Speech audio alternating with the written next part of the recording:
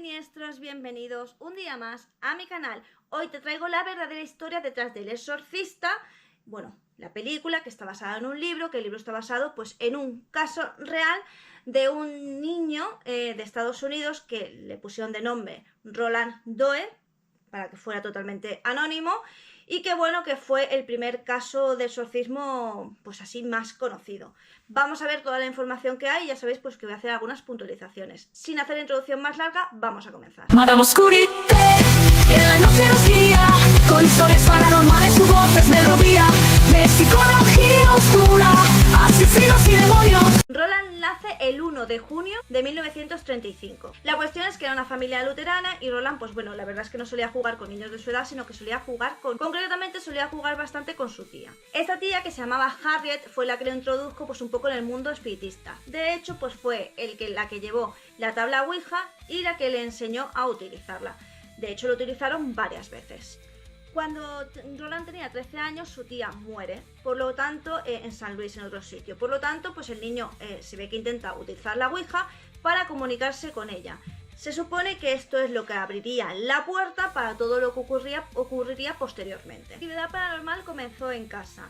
Jarrones que levitaban, se movían, una imagen de Jesús que dicen que temblaba continuamente, se oían muchos ruidos, pasos, arañazos, había un fuerte olor a excremento por toda la casa y de hecho la madre incluso llegó a llamar se puso en contacto con su padre y llamó a una agencia de exterminación porque pensaban que tenían ratas. Sin embargo, no había ningún tipo de ratas y la actividad paranormal continuaba. Pero no solo en la casa ocurrían cosas extrañas, sino que Roland también empezó a tener, digamos, que un comportamiento un tanto extraño en el colegio. Si en casa se oían todo tipo de ruidos extraños, entre ellos, ya os digo, pasos, crujidos, se encendían y apagaban luces, en el colegio la cuestión es que Roland también le ocurrían cosas extrañas, y es que en una de las atestiguan los 48 testigos alumnos que había en esa clase que el pupitre de Roland se empezó a mover de una manera bestial y acabó estrellándose contra una de las puertas, lo cual hizo pues que todos se quedaran súper choqueados. De hecho, fueron 9 sacerdotes los que firmaron en el documento atestiguando todo lo que supuestamente le estaba pasando a Roland. Después de ver al niño a diferentes médicos y psiquiatras que le decían que el niño no tenía absolutamente nada, es cuando entra en juego pues el padre luterano que había. Y que curiosamente era muy aficionado a todo el tema, digamos, paranormal. Era algo que le gustaba bastante. Así que cuando los padres fueron y le dijeron que algo extraño estaba pasando con el niño, él se ofreció a que el niño fuera con él a su casa y pasar una noche juntos, a ver qué es lo que ocurría o qué se escondía detrás de toda esa actividad paranormal. Esa noche el sacerdote pues lo que vio fue que se oían como rasguños en la pared, que la cama se movía, que inclusive las mantas que había encima del niño se movían de forma bastante exagerada, golpeando incluso a la gente. En fin, determinó que algo maligno había en Roland y que por supuesto había que hacer un exorcismo. Este primer exorcismo no funcionó y entonces se dio cuenta que quizás aquello era demasiado grande para él, así que se puso en contacto con otro sacerdote que efectivamente se dedicaba a los exorcismos y les puso el caso de Roland. Aquí es cuando entra pues digamos los tipos de posesiones que hay, y es que Roland por lo visto tenía de las peores. Vamos a ver cuáles son. Está la posesión corporal, que es la que más os va a sonar, que es cuando efectivamente se hace dueño del cuerpo y bueno, pues hay una voz más profunda y un comportamiento pues que no encaja con la persona, y es que el demonio pues eso, ha tomado tu cuerpo. La posesión mental o psíquica, que esta lo que hace es que el demonio te mete pensamientos malignos, de dudas, de miedo, de desesperación, bueno, pues para que acabes haciendo algo que no deberías. Por ejemplo, lo que te puede meter son pensamientos de acabar con tu vida.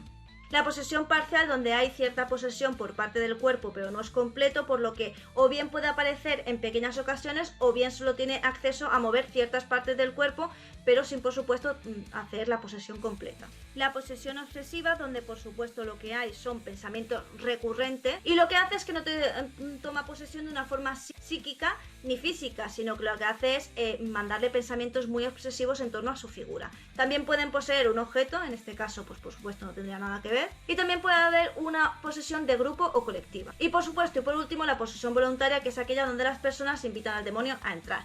En el caso de Roland pues tenía la posesión psíquica y la posesión física, es decir que el demonio se había adherido a su psique, a su cuerpo y a su alma. Este nuevo sacerdote católico que había tomado el caso de Roland decidió internarlo en un hospital psiquiátrico y aquí hacer el exorcismo. Sin embargo, se tuvo que parar porque, bueno, el sacerdote sufrió ciertas heridas. A partir de este exorcismo y de que a Roland le aparecieran diferentes ronchas, inclusive en una de ellas aparecía la palabra San Luis, que era donde había muerto su tía, es cuando la familia, ya desesperada, decide volver de nuevo a su hogar, a San Luis, y ver qué opciones tienen. Una vez en la ciudad, es el primo de Roland el que contacta con un reverendo de su universidad y le explica lo que está ocurriendo. Este reverendo, a su vez, contacta con otro, pues para ver qué es lo que está sucediendo con Roland. Y cuando llegan se dan cuenta de que él tiene pues bastante asco, repulsión hacia todo lo sagrado y que bueno, que efectivamente su voz es más gutural y que hay movimientos que no corresponden, digamos, con lo que es normal en un niño. De nuevo fueron a un hospital psiquiátrico y allí se realizaron hasta 30 exorcismos. Hasta que finalmente dicen que escucharon un ruido como de un disparo muy fuerte y como que algo que salía del hospital. Y aquí fue, bueno, pues que a partir de aquí ya no hubo ningún tipo de problema con la familia y se dice que él fue exitoso y demás. Bien, ¿cuál es el kit de la cuestión con este caso? Porque tú lo escuchas y dices, bueno, hay muchos testigos, 9 sacerdotes firmaron, 48 testigos de las clases de los profesores diciendo que Roland tenía este y este problema, los padres, en fin, todo el mundo que habían vuelto, ¿no?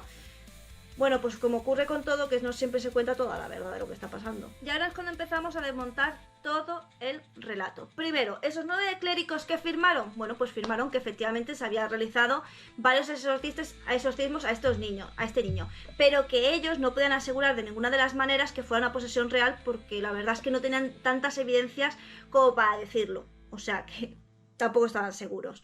En cuanto al tema de lo que ocurría en clase, los profesores dicen pues que el niño era un niño muy nervioso al que le gustaba llamar muchísimo la atención y que aquellas vibraciones y escupitajos y cosas que hacía, pues que perfectamente podían ser hechas por él y que bueno, siendo como toques de atención. Así que sí, había ocurrido todo eso y sí, los compañeros lo atestiguaban y los profesores, pero no decían que porque fuera poseído, sino porque el niño era muy nervioso y era un niño pues que le gustaba continuamente ser el centro de atención porque era algo así como el graciosillo de la clase. O sea que de nuevo ya tenemos 2 puntos desmontados. ¿Qué más ocurre? Se dice que Roland hablaba diferentes lenguas. Luego los mismos sacerdotes que realizaron los exorcismos dicen que no hablaba diferentes lenguas, sino que parecía que Roland era capaz de imitar algunas palabras del latín que había escuchado de los mismos sacerdotes.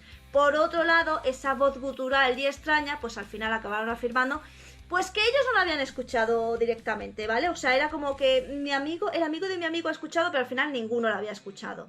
Otra cosa que también se dice es pues que el primer pastor, sacerdote que acabó haciendo el exorcismo, que lo tuvo que dejar porque sufrió una lesión, bueno, pues no hay ninguna evidencia de ninguna parte, de ningún sitio, de que ese sacerdote por aquella época tuviera ningún tipo de lesión, ningún tipo de problema. Es decir, no la hay, no tuvo ningún tipo de problema. Es algo pues que se han inventado. Lógicamente, ¿a qué conclusión se llegó? A que efectivamente no había ningún trastorno mental asociado al niño, pero a lo que se llegó a la conclusión que se llegó es que era un niño caprichoso, nervioso, consentido y que además pues era bastante travieso y que digamos que se inventó todo esto para primero llamar la atención y ser el foco de atención y segundo porque sencillamente no quería seguir en la escuela. Y hasta ahí es lo que se dice y es lo que... O sea, no puedes demostrar ni que ha pasado todo el exorcismo ni toda la historia de Roland Doyle y bueno, lo otro son suposiciones que lanzan los profesores, los amigos del niño y algunos miembros de la familia. Si bien es cierto que tanto la familia directa como el niño en sí son anónimos, así que no sabemos su punto de vista. Pero bueno, los sacerdotes, todos ellos, al final acabaron reculando diciendo que bueno, que a lo mejor no eran las cosas como parecían. Y bueno, los testimonios del resto de conocidos, pues ya os lo he dicho. Así que para mí está muy claro qué es lo que ocurrió. Hasta aquí el vídeo de hoy, espero que te haya gustado, que lo hayas disfrutado. Recuerda que aquí nos vemos todos los días, ya sea en vídeo, directo o short. O sea que si tú no me ves antes, real es porque tú no quieres. Por otro lado, te recomiendo que veas el documental de El Exorcista, la historia real, en Amazon Prime. Y también te recomiendo que te leas el libro El demonio, psicología y yo, ¿vale? Que también te va a dar bastantes pautas. No me digas dónde lo encuentro, no sé dónde lo puedes encontrar. Yo estoy diciendo de un libro físico, no sé dónde estará. A lo mejor está en internet, no está, no lo sé, ¿vale? Yo lo he comprado. es una manera de que tienes pues de aprender diferentes cosas de que puede pasar en la psicología de una persona que puede pasar por ese proceso de posesión, pero que en realidad esconde otro trasfondo psicológico. Recuerda que puedes ayudar al canal haciéndote miembro del mismo a partir de 1,99 y que también puedes donar con un corazoncito, aquí que hay un super gracias que es un corazón con el símbolo del dólar, y si no, una forma gratuita es me gusta, comparte y suscríbete. Y también coméntame, que los comentarios me dan la vida, y si quieres un tema yo te lo hago más pronto que tarde. Y sin nada más que decir, solo me toca decirte adiós. Madame Oscurité, en la noche nos guía, con historias paranormales, su voz es melodía de psicología oscura, asesinos y demonios. Seguimos tus pasos entre libros y sinfonías.